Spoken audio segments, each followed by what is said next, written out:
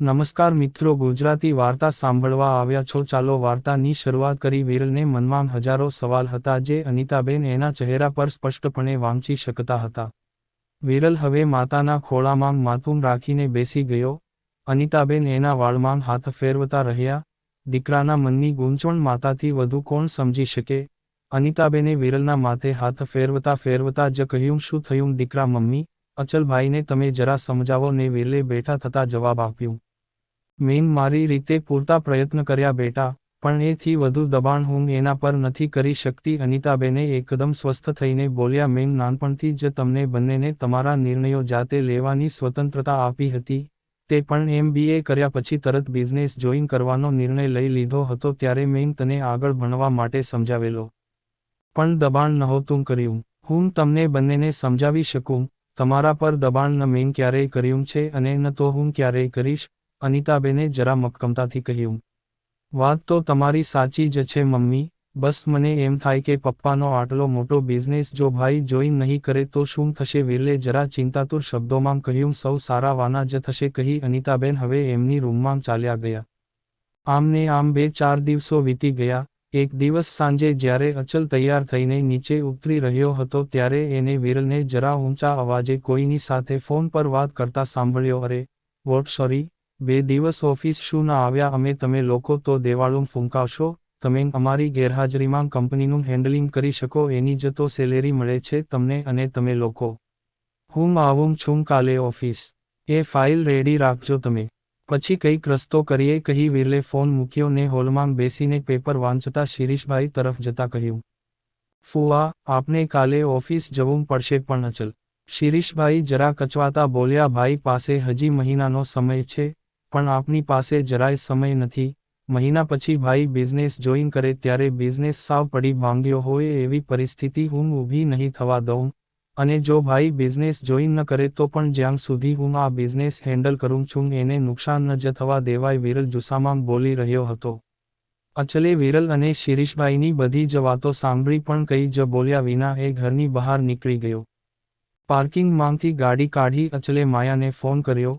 ક્યાંક છે ઘરે બેબી? માયાએ તોફાની અવાજમાં જવાબ આપ્યો. ક્યાંક જઈએ? અચલે ટૂંકમાં પૂછ્યું. ચાલ, હું તો રેડી જ છું. ફરી એ જ તોફાની સ્મિત સાથે માયા બોલી. હોટેલ રેનિસન? ફરી અચલે ટૂંકમાં પૂછ્યું. ઓકે ડન, હું પહોંચું છું ત્યાં કહી માયાએ ફોન મૂક્યો.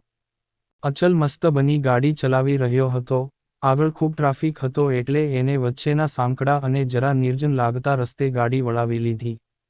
રસ્તા પર ખાસ્સું એવું અંધારું હતું ને ગીતો ગણગણતો અચલ આગળ વધી રહ્યો હતો ત્યાં જ આગળ રોડના કોર્નર પર ઊભેલી છોકરી પર એની નજર પડી.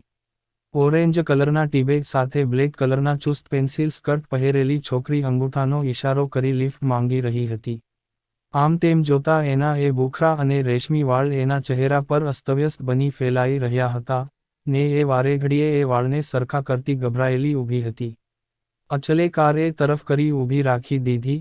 કારનો ગ્લાસ નીચે ઉતારતા અચલે પેલી છોકરી સામે જોઈ પૂછ્યું, એની પ્રોબ્લેમ? યસ, મારી કાર ખરાબ થઈ ગઈ છે ને અહીં કોઈ મિકેનિક પણ નથી ને અંધારું પણ ઘણું થઈ ગયું છે, તો શું તમને મને લિફ્ટ આપી શકશો? એ છોકરીએ ગભરાયેલા સ્વરે કહ્યું. ઓકે. અચલે પળની વાર લગાડ્યા વગર કહ્યું, મારું ઘર અહીં જરા આગળ જ છે કહી પેલી છોકરી ગભરાતા અચલની બાજુવાળી સીટ પર કારમાં ગોઠવાઈ ગઈ. આંગળી અડાડો તો ડાઘ પડી જાય એવી અત્યંત ગોરી કાયા ને ભૂખરા વાળમાં એ છોકરી ફોરેનર જેવી લાગતી. એના પેન્સિલ સ્કર્ટના સાઇડ કટમાંથી દેખાતા એના સાથલને ઢાંકવાનો નિરર્થક પ્રયત્ન કરતી એ છોકરી હજી જરા ગભરાયેલી જ લાગતી હતી. બી રિલેક્સ, હું પહોંચાડી દઈશ તમને ઘરે. You can trust me. અચલે શાંત સ્વરે કહ્યું. થેન્ક યુ કહી પેલી છોકરી જરા રિલેક્સ થઈ. અચલે એ છોકરી તરફ જરા નમી એને સીટ બેલ્ટ બાંધી આપ્યો. ત્યારે અચલના પરફ્યુમની સ્મેલથી જાણે પેલી છોકરી ઘડીભર તો મંત્રમુગ્ધ થઈ ગઈ. એ પછી અચલે ધીમી ગતિએ કાર ચલાવવા માંડી. બંને જણાએ થોડીવાર આમ તેમની વાતો કરી ત્યાં જ અચલનો ફોન રણક્યો. અચલે જોયું તો માયાનો ફોન હતો. સ્ક્રીન પર લખેલું માયા નામ પેલી છોકરીએ પણ વાંચ્યું, પણ અચલે ફોન રિસીવ ન કર્યો ને સાઈડમાં મૂકી દીધો. ઓહ ગર્લફ્રેન્ડ? પેલી છોકરીએ જરા આંખો નચાવતા કહ્યું. નો, ઓનલી ફ્રેન્ડ. અચલે પણ એ જ અદામાં જવાબ આપ્યો. ગર્લફ્રેન્ડને ફ્રેન્ડનું નામ ન અપાય. હવે પેલી છોકરીએ મશ્કરી કરી. પણ હું તો મારી ફ્રેન્ડને જ ફ્રેન્ડનું નામ આપી રહ્યો છું. અચલે પણ હસતા કહ્યું. ઇન્ટરેસ્ટિંગ પેલી છોકરી પણ હસતા હસતા બોલી. એ છોકરીના ઘર સુધી પહોંચતા તો એ છોકરીનો હાથ ગિયર પર મૂકેલ અચલના હાથ પર ફરી રહ્યો હતો. અચલની પર્સનાલિટી જ એવી હતી કે કોઈ પણ છોકરી એના તરફ આકર્ષાયા વગર રહી જ ન શકે. આ વખતે પણ એવું જ થયું. બસ આવી ગયું મારું ઘર કહેતા પેલી છોકરીએ અચલનો હાથ દબાવ્યો. ઓકે કહી અચલે ગાડીની બ્રેક મારીને પેલી છોકરી નીચે ઉતરી. બહાર ગયા બાદ એને અચલને કહ્યું, કોફી પીએ સાથે ક્યાં જઈશું? કોફી પીવા? અચલ એના ઈશારા સમજી ગયો તેમ છતાં એને નાટક કરતા કહ્યું, મારા ઘરે જ. એમ પણ હું એકલી જ રહું છું. પેલી છોકરી ડ્રાય આંખો નચાવતા બોલી, યા શ્યોર. હું આવું. ગાડી પાર્ક કરીને અચલે પણ તરત જવાબ આપ્યો. અચલ ગાડી પાર્ક કરવા ગયો ત્યાં ફરી માયાનું નામ ફોનની સ્ક્રીન પર ઝબક્યું. 2-4 રિંગ બાદ અચલે ફોન રિસીવ કર્યો. ક્યાં છે તું? હું ક્યારની રાહ જોઉં છું, હજી સુધી નથી આવ્યો. આટલી બધી વાર હોય ગઈ? માયાએ જરા અકળાઈને એકસામટું બોલી ઉઠી. ખમ્મા માડી ખમ્મા કહી અચલે મશ્કરી કરી. તો શું યાર, હું બોર થઈ ગઈ એકલી. ફરી માયાએ અકળાઈને કહ્યું, એક કામ કર, તું ઘરે જતી રહે, મારાથી નહીં અવાય. અચલે સીધું જ કહ્યું, કેમ? માયાએ નવાઈ સાથે પૂછ્યું. શયાર આવતો હતો ત્યારે રસ્તામાં એક મસ્ત આઇટમ મળી છે. અચલે આંખો ઝીણી કરતા તોફાની સ્વરે કહ્યું. એટલે તું હમણાં એની સાથે છે? માયાએ ફરી નવાઈ સાથે કહ્યું. હા, એના ઘરની બહાર જ છું, હવે જઈશ અંદર. અચલે ફરી એ જ તોફાની સ્વરે કહ્યું. માયાએ અચલની વાત સાંભળી પણ એને કંઈ જ જવાબ ન આપ્યો. હેલો, ક્યાં ગઈ? અચલે ફરી માયાને સંબોધીને કહ્યું.